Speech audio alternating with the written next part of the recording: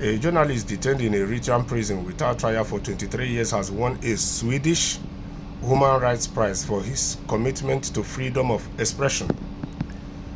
Dawit Isaak, who holds dual Eritrean Swedish citizenship, was given the Edelstam Prize for his exceptional courage, the foundation behind the award said in a statement. Dawit, who holds dual Eritrean Swedish citizenship, was one of the founders of Setit, Eritrea's first independent newspaper. He was detained in 2001 after his paper published letters demanding democratic reforms. Dawit was among a group of about 24 individuals, including senior cabinet ministers, members of parliament, and independent journalists, arrested in a government purge. Over the years, the Eritrean government has provided no information on his whereabouts or health, and many who were jailed alongside him are presumed dead. The Edelstam Prize, awarded for exceptional courage in defending human rights, will be presented on 19th of November in Stockholm. Dawit's daughter, Bethlehem Isaak, will accept the prize on his behalf as he remains imprisoned in Eritrea. His work with the Setit include criticism of the government and calls for democratic reform and free expression, actions that led to his arrest in a crackdown on dissent. The Edelstam Foundation has called for Dawit's release, urging the Eritrean authorities to disclose his location and allow him legal presentation. Dawit Isaak is the longest detained journalist in the world. We are very concerned about his health, and his whereabouts are unknown. He is not charged with a crime, and he has been denied access to his family, consular assistance, and the right to legal counsel. Effectively, it is an enforced disappearance, said Caroline Edelstam, the chair of the Edelstam Prize jury. His infatigable courage stands as a statement to the principle of freedom of expression. The Edelstam Foundation also urged the international community to pressure Eritrea for Dawit's release and to advocate for human rights reforms.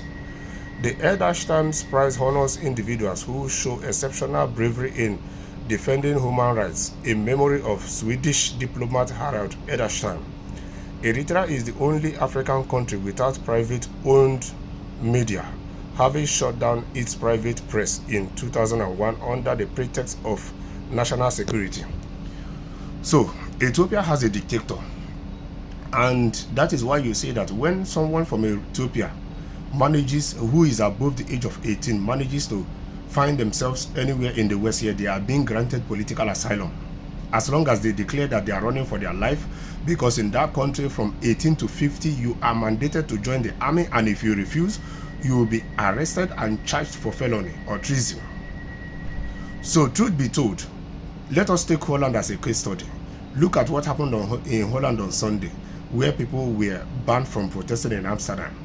And then, how then does Sweden expect Eritrea as a country to listen to people from the West here, trying to tell them how to rule their own country, trying to talk about human rights to them? You see, there's a saying that he that comes to justice must come with two hands clean. You can't turn around to accuse others what you are indirectly or directly doing, or what you are directly or indirectly guilty of. First and foremost, what they should concern themselves with is to find out if this man is even alive. What is his state of health? And from there, they can then talk about his release.